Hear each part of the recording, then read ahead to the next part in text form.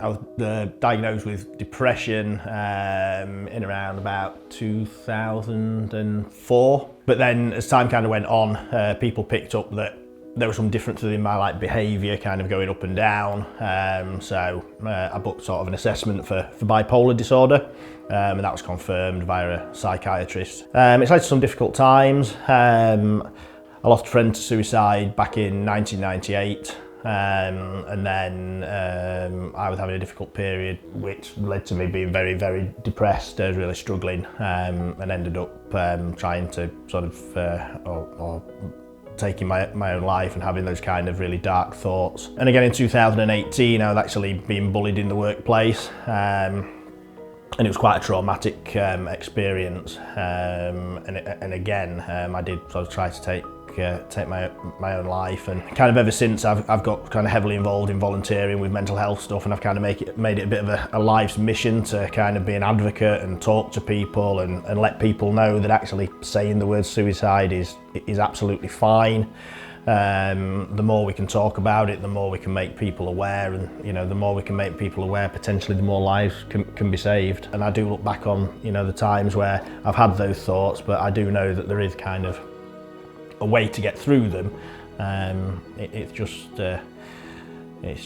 can take time. My sort of regular GP has always been very supportive since the first diagnosis, and I think having regular contact with him and being able to see him whenever I have felt a problem has been kind of good, because he's developed an understanding of me. When I've been at work, having employee assistance programs has been helpful, whereby you can kind of speak to a counsellor through work and there's no kind of charge for it, and I do think that's very important, something that all workplaces need to have, because I've certainly found it extremely useful. I would say it's vital, it's essential that we can have those conversations.